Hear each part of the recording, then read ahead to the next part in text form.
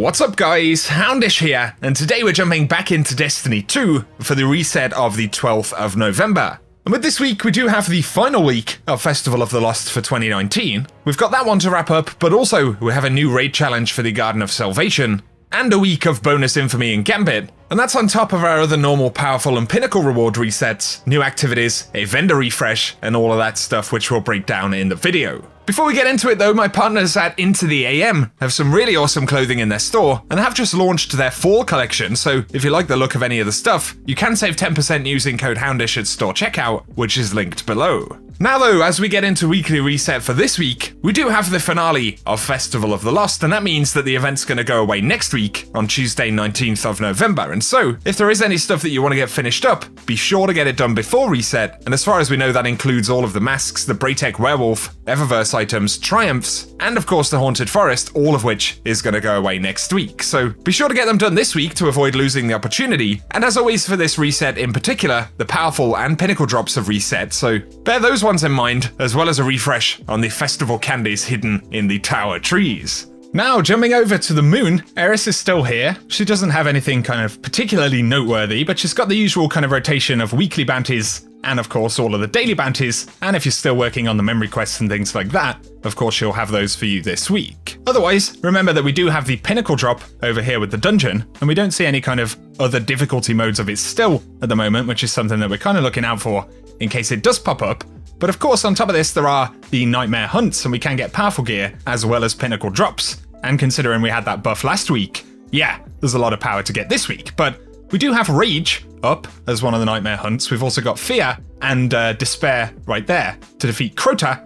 Which one's Fear? That's Fogoth. And then, of course, Rage is for Dominus Gull. So if you need to get any of those done, you can jump in and do them this week. Quick note right here for the Vex Offensive, the Powerful milestone isn't actually showing up at the moment. I believe that is a bug, so Bungie are investigating. But otherwise, there is the raid, and we do have a new challenge this week, so we've got a link to the chain, which is the challenge inside of the raid for the moment. So, of course, if you need to get that one done, keep your eye on Reddit posts and, of course, YouTube videos, and I'll keep you posted here on the channel as well. Of course, a final quick mention here, but Altar of Sorrow weapons are on a daily rotation, so for today, we should be getting the Heretic rocket launcher, and then tomorrow we'll get the Blasphemer, and on Thursday the Apostate, which is the Sniper, and then of course it just cycles through that set of weapons. Considering it is the final week of the festival, let's take a look at the Eververse store right here. So we've got a bunch of featured items for silver, as always on the front page, but then we do have the featured Bright Dust section, so this week we have the Boo emote right there.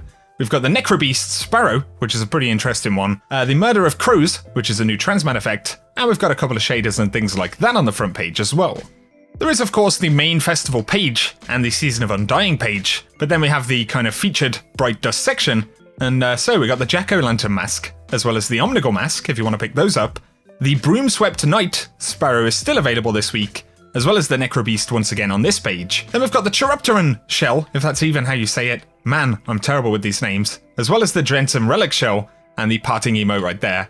Then we've got other transmat effects and things like that. I believe that is a lot of the inventory for Festival. Let us know if they missed anything down below. But of course, this is the final week, so if you do want to pick anything up, definitely bear it in mind. To the director though, of course all of the powerful drops and things like that are listed here. We do have Flashpoint over on Mars this week, so additional heroic adventures if you want to run any of those, and of course powerful gear by getting this done.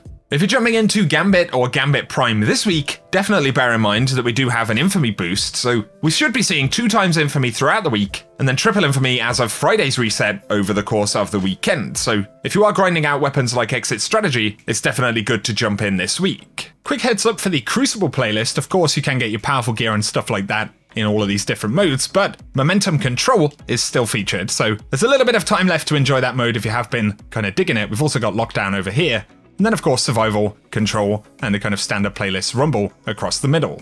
If you're wondering about the Ordeal Nightfall, it's actually going to be in the new strike on IO. I forget the name of it, man. The Festering Core, that's the one. So that's going to be the Ordeal Nightfall this week, which should definitely be interesting. And then we've got the standard Nightfalls. And there is the Lake of Shadows. This one can drop the Malicious Birthright. That's the grenade launcher. We've also got Exodus Crash. And this can drop the Impact Velocity Sparrow, and then Festering Core once again. And I believe this one doesn't have a kind of standard, unique Nightfall drop. That's definitely unfortunate, although it'd be interesting to see it in the Ordeal mode. And if you're wondering about heroic strikes for today, we do have Solar Singe, Grounded, and Brawler for the modifiers. As always, Akora has made just a little bit of progress to the portal in the tower, and next week we're going to be jumping in to see what that final assault is all about, so that'll be interesting. As always, it's still a good shout to visit the other vendors, pick up the Bright Dust bounties, the Gunsmith bounties for extra materials and things like that as well. But for some of the legacy content, if you're wondering about modifiers in the Menagerie, we should have Solar Singe, Grounded, and Brawler for the normal mode. And then for Heroic, we've got Extinguish, Match Game, Attrition, and Arc Singe. And I believe the boss this week is going to be Pagori.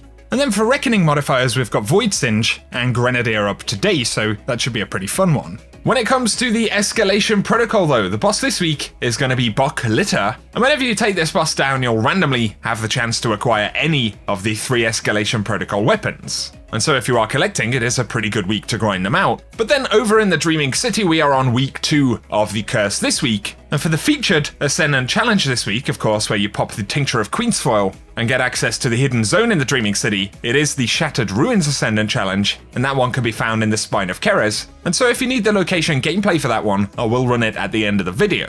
But otherwise, for today guys, that's going to round up everything you need to know about the weekly reset, clearing up that Festival of the Lost stuff, and the rest of the content this week. I will be keeping you posted next week when we get Final Assault, any of the other news that we get throughout this season, and of course all of the information that we're likely to see about Season 9, because we are, what, like 3 or 4 weeks away from that. So if you are new to this channel, be sure to get subscribed and I will be keeping you posted on everything related to the game. But if you've enjoyed this video, a rating is very much appreciated below. Let us know if you're jumping into Gambit, grinding out the rest of the festival stuff, or heading into the raid for those challenges this week. But otherwise, thank you as always for tuning in guys, and I will catch you all very soon.